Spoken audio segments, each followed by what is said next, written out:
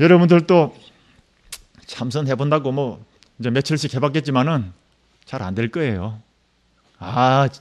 이 10년만 그 선방 생활 해도 대단한 거요. 예. 그 처음에 저도 저 어디서 한 상원사 가서 이제 공부를 하는데 이 졸리고 말이지. 그때 어떤 스님이 또 이제 공부 같이 할 테니까 그 뒤에 영산전에 와서 다른 사람 다 잠자고 있을 때 싹 빠져나와서 같이 공부하자는 거예요. 그래 그 스님이 나를 위해서 같이 공부해 주겠다는 게 얼마나 고마워요. 그래 가서 이제 한 2시간 앉아있다 내려온다고. 그럼 그 다음날 그때 계속 졸리는 거예요.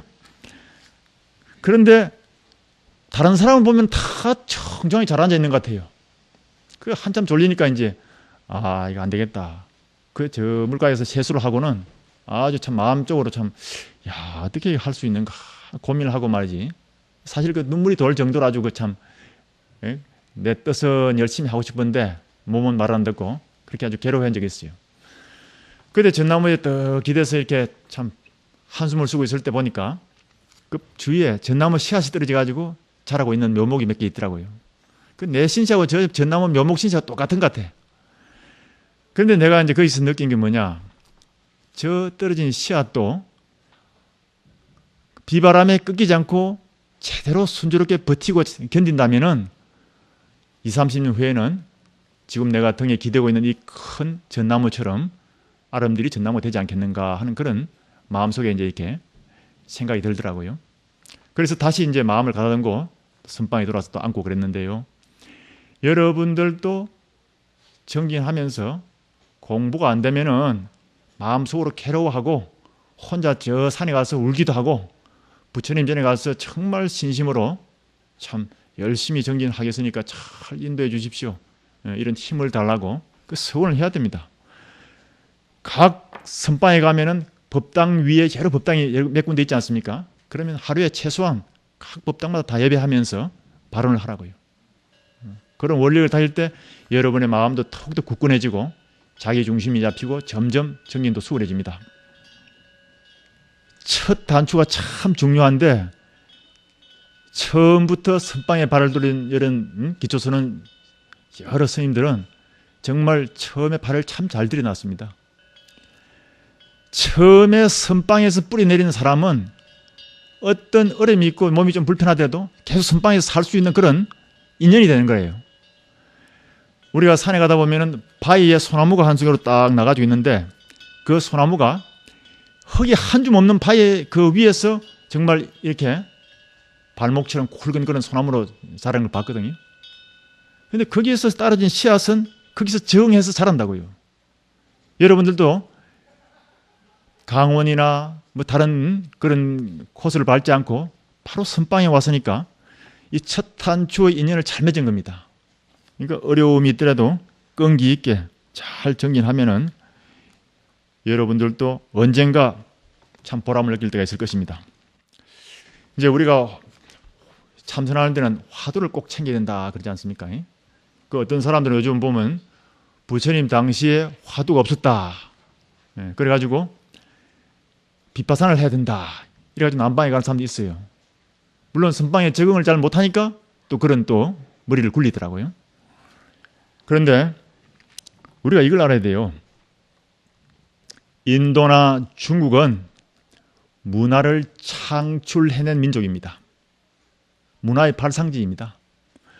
문화의 발상지에 사는 그 국민은 다른 나라 문화를 수입하면은 자기 것으로 자기들한테 맞도록 더욱더 효율적으로 발전시켜 나갈 수 있는 재창출을 할 수 있는 능력이 있습니다. 중국 주위에 그 위성국가 있지 않습니까? 작은 뭐 약소국가, 우리 한국도 마찬가지예요. 그 한문을 수입해가지고 지금 계속 쓰고 있는데 중국 본토에서는 한문을 좀 쉽게 백화처럼 만들어가지고 획수도 많이 줄여버리고 많이 변천을 시켰습니다. 그런데 우리는 당나라 송나라 때 쓰던 한문을 아직도 붙들고 있대요. 중국 사람이 보면은 이거 어떻게 우리나라의 고어 그걸 잘 알고 있냐 한대요. 우리나라에서는 그걸 바꾸면 큰일 나는 줄 아는 거예요. 어떤 문화를 수입하면은 그걸 붙들고 지켜야 된다는 거예요. 그러니까 승용원 같은 데 가면은 공자시대 때 제사 지내는 법을 아직도 떠들고 있는 거예요. 중국에는 벌써 바뀌고 없어져 버렸는데. 그러니까 중국이란 나라는 인도의 불교를 받아들여 가지고 달마 대사가 중국에 와서 법을 전하고 갔단 말이에요. 그러니까 이게 핵심이 뭐냐? 마음을 깨닫는 게 불교구나. 거기에서 마음을 쉽게 아주 효율적으로 깨달을 수 있는 방법을 창안한 것이 바로 화두예요. 그런데 그 화두를 우리가 부처님 당시 때 공부가 아니라 이렇게 부정한다 하면은 그건 좀 한심스러운 일이에요. 인쇄술이 중국에서 제일 먼저 만들어졌습니다. 처음에 이제 목판본을 놓고 먹칠을 해가지고 종이를 하나 탁 깔고는 문질러가지고 하나 걷어내고 이랬는데 유럽 사람들이 와서 떡 보니까 참 아주 효율적으로 잘 이렇게 인쇄술이 서해지고 있거든요. 그래서 그걸 이제 배웠습니다. 배워가서 자기들도 이제 그렇게 하다가 산업혁명이 일어나고 난 뒤에 기계에다 그걸 적용시켜가지고 돌리니까 그 하나씩 찍던 그 목판본이 삽시간에 수천 장이 그냥 찍혀 나올 수 있는 그런 기계를 만드는 거예요. 그리고 한참 그걸 이제 기계를 만들어가지고 이제 뭐 신문도 만들고 책도 만들고 하다가 우리에게 인쇄술을 가르쳐준 종주국에 가서 한 수 더 배우고자 하고 중국에 왔습니다. 유럽 사람들이 중국에서 딱 보니까 중국에는 아직도 목판본에다가 먹칠해가지고 한 장씩 찍어내고 있는 거예요. 그 사람들이 충격을 받았다 그래요. 우리가 화두선을 통해서 수많은 도인이 배출되고 정말 참 그렇게 선종 문화가 꽃피었는데 화두가 잘 안 된다 해가지고 옛날 부처님 당시에 하던 공부를 해야 된다 해가지고 그 비파사나도 변천을 했어요. 남방을 오면서 변천했는데 그 비파사나를 하러 가는 것은 어리석은 일입니다. 그러니까 화두라는 것은 정말 지름길, 여러 도인 스님들의 지혜에서 짜여진 지름길, 아주 효율적인 공부 방법이라고 우리 확신을 해야 됩니다. 화두라는 것은 본래 스승이 제자를 깨달음으로 인도하기 위해서 제자에게 부여하는 참선의 과제입니다. 이 제자에게 참선의 과제로 던져주는 오직 알 수 없는 하나의 의심 덩어리입니다. 이 의심은 간절하게 집중해서 파고들물해서 모든 번뇌망상을 제기하고 또 집중력을 가지는데 꼭 필요한 한 물건이에요. 여러 스님들이 이제 화두가 여러 가지가 이제 있지 않습니까? 그걸 이제 공안이라 하는데 공안이라는 것은 공식적으로 인정받은 화두를 말합니다. 원래 공안이라는 것은 중국 관공서에서 쓰는 그 공문서 그걸 공안이라 한답니다. 그런데 화두를 공안이라는 것은 여러 선지식 스님들이 인정해준 화두 그것이 무려 1700가지나 된다 하지 않습니까? 1700가지 되는 이 화두가 한 가지를 가지고 열심히 파고들다 보면은 거기에서 한 소식 하면은 자연적으로 1700 공안이 다 풀리는 거예요. 그래서 그것이 안 될 때는 아직도 좀 미진하다 싶어서 더 열심히 한 경우가 들어있습니다. 이제 예를 들면은 이목고 화두가 있는데 이목고 화두는 육조 해능 스님이 도인 스님이라고 소문이 나니까 전국 각지에서 이제 수행자들이 찾아왔습니다. 그때 회왕 스님이라는 스님이 찾아와서 인사를 드리니까 뭐 요즘 우리가 생각하기 상식적으로 니 어디서 왔노? 은사 스님은 누구? 본사는 어디고? 이래 묻는 게 아니고 육조 이 큰 스님이 볼 때는 제대로 된 그릇이 왔다 싶어질 때에는 그냥 다 거두절미하고 어디 핵심적으로 바로 들어가는 겁니다. 무슨 물건이 이렇게 왔는가? 이렇게 물었습니다.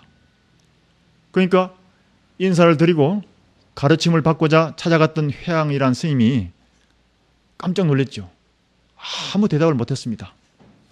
거기서 물론 나와가지고 8년 동안을 정말 그 스님이 참 잘 보셨는지 그 8년 동안을 오직 일구월심 이 무슨 물건인가 하고 의심을 했습니다. 그래서 8년 만에 깨닫고 나서 다시 육조 스님을 찾아가서 법문답 해가지고 인정받고 인가를 받았습니다. 그래서 이 무엇인고 이 무엇고 하는 화두가 생겼던 것입니다. 이제 처음에는 여러분들이 가지고 있는 화두를 어떤 책에 보면 이제 송화두를 하고 또 송화두가 깊어지면은 염화두가 되고 염화두가 깊어지면은 주작화두가 되고 이렇게 쭉 나가는데 그 시무도의 그림 있죠. 예. 그 시무도 그림도 화두를 챙기는 것을 비유해서 그린 겁니다. 처음에 소 발자국을 따라가다가 소 모습을 보고 소와 씨름해가지고 그는 완전히 길들여가지고 소를 타고 마을로 돌아오는 그림.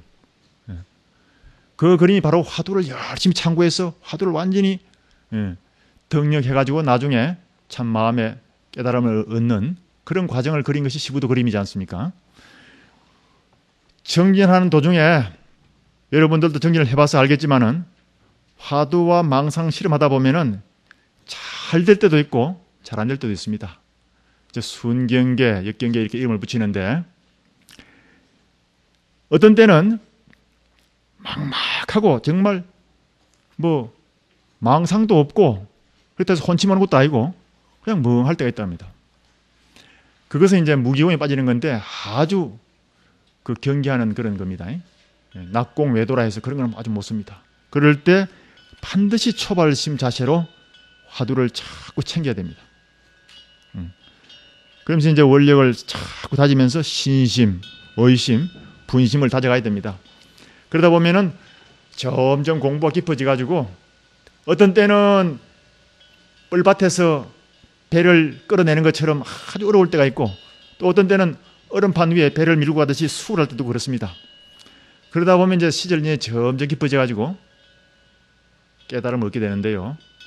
옛날 스님들을 쭉 보면은 조금 전에 말씀드린 회양 스님 같은 분은 8년간 이목고 하고 해가지고 한 소식 해가지고 인가를 받았고 남전 스님 같은 사람은 20년 동안을 참고를 했는데 아무 소득이 없었어.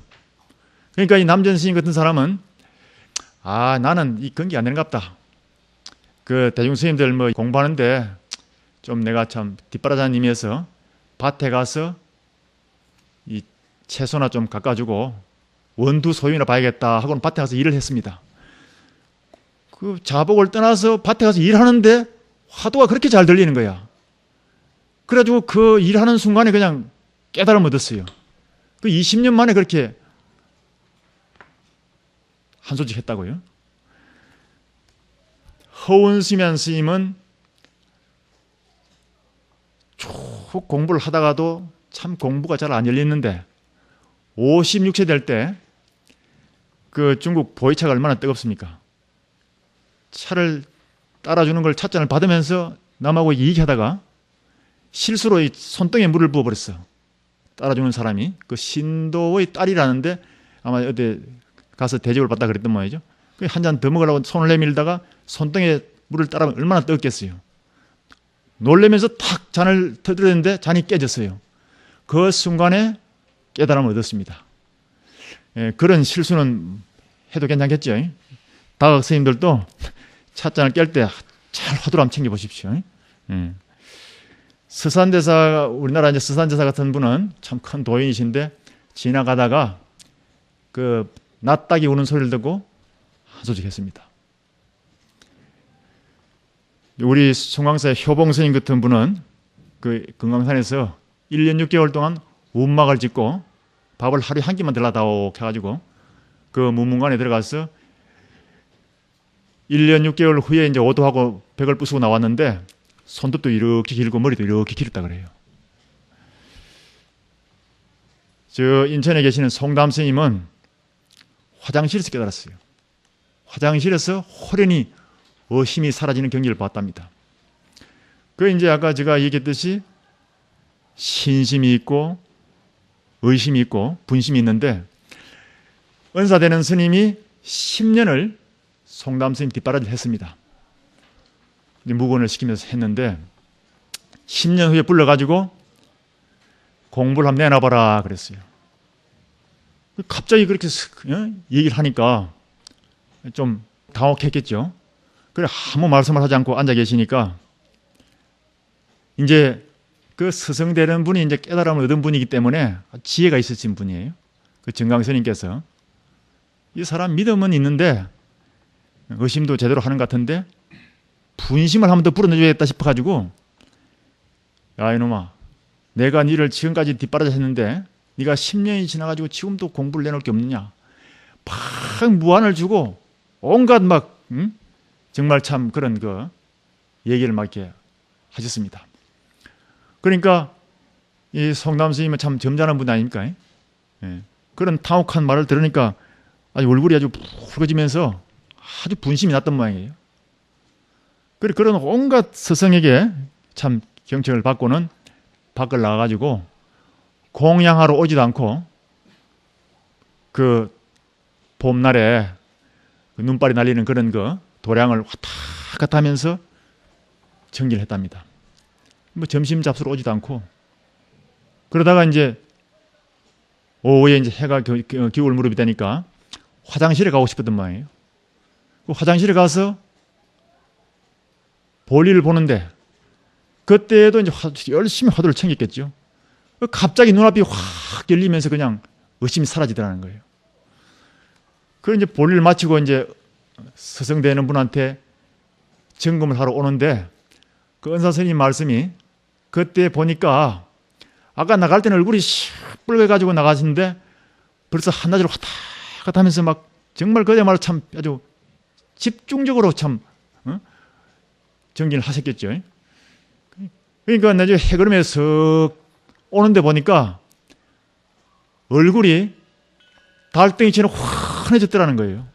벌써 그 한 차원이 달라지면은 모든 게 벌써 바뀌어버리는 겁니다. 그래서 벌써 묻기 전에 공부가 달라졌구나 짐작이 오더라는 겁니다. 그래서 이제 다시 방에 돌아와서 스승에게 다시 한번 물어보십시오 했다는 그 이제 인가를 된 거예요.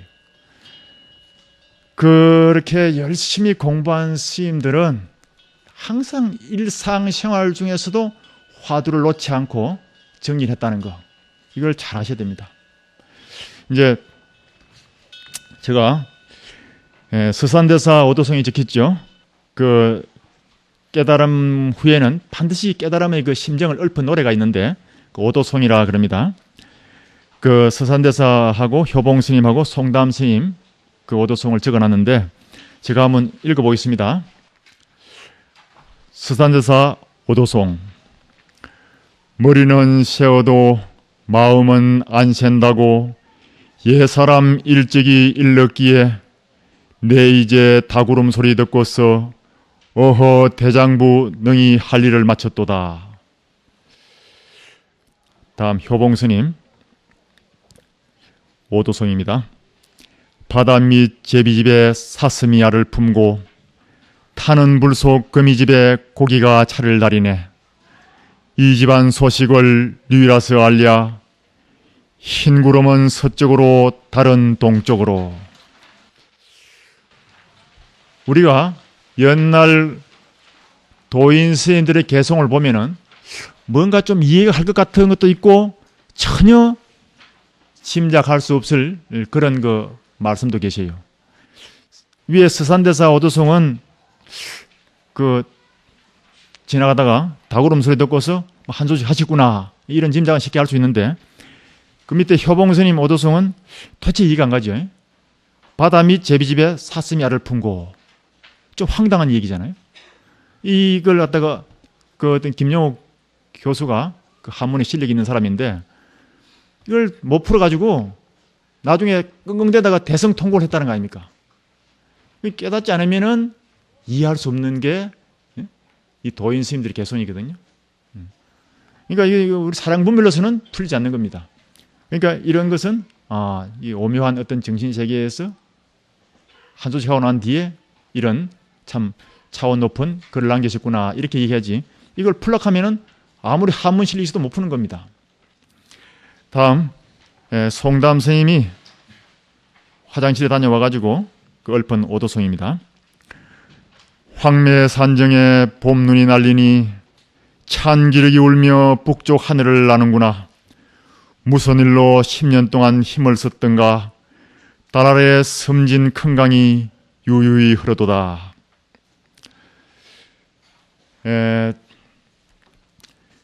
처처가 다 도량이지만은 옛부터 이제 집중하기 좋은 곳이 세 군데 있다 그랬습니다. 여러 스님들도 정진하시면서 참고 삼아가지고 그런 장소에서는 더 집중적으로 공부를 챙길 필요가 있습니다. 그래서 옛날부터 삼상사라, 좋은 생각을 챙기는 곳이다 그런 뜻입니다. 베갯머리에서 새벽에 깨어나가지고 공부하면 그렇게 참 좋답니다. 왜냐하면은 몇 시간 잤으면은 그만큼 깊은 내면의 세계에 이 뇌파가 도달해 있습니다. 깊은 알파파 상태로 있기 때문에 깨어나서 바로 화두를 챙기면은 그만큼 집중되어 있는 상태에서 효율적으로 바로 선정에 들 수 있다는 겁니다. 보통 이제 공부하신 스님들 얘기 들어보면은 참선을 하든 기도를 하든 선정에 들어서 한 입선해가지고 한 2시간이 지나면은 아주 순일무잡한 경지에 쉽게 들어간답니다. 1시간, 2시간은 이제 힘으로 버티는 거예요. 그런데 2시간이 지나면은 정말 자연스럽게 몰입이 되지요. 여러분들이 이제 문문관에 뭐 가신 분도 계시고 하겠지만은 문문관에 살아보면은 2시간 지난 후에 몸에 객기가 사라지고 난 후에 정말 정신이 순수한 걸 보게 된다고요.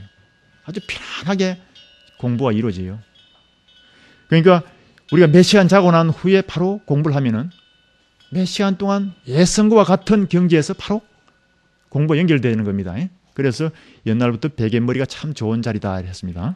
그 다음에 이제 차 안에서, 옛날에는 말 위에서 말 타고 가는 나들이 끼어서 이제 하인이 말을 몰고 가면은 그 위에 앉아가지고 이렇게 좋은 생각을 했다고 이렇게 아마 짐작이 되는데요. 요즘은 요 차를 많이 타고 다니지 않습니까? 차를 타고 가면서도 생각을 딱 가다듬어 가지고 정진하기 참 좋은 자리입니다. 그리고 세 번째 화장실이에요. 화장실은 나홀로 공간이잖아요. 화장실에 가서도 정말 집중해서 챙기는 그런 마음이 돼야 됩니다. 그때에 항상 우리 이 모든 심신의 세포 조직은 주인이 얼마만큼 순간순간 챙기고 있느냐에 따라서 총력을 다해서 도와준다고요. 화장실에 가서도 챙기는 그 마음을 가지고 있을 때 모든 선신도 옹호해주고 내 심신도 그렇게 집중하려고 애를 써주는 겁니다.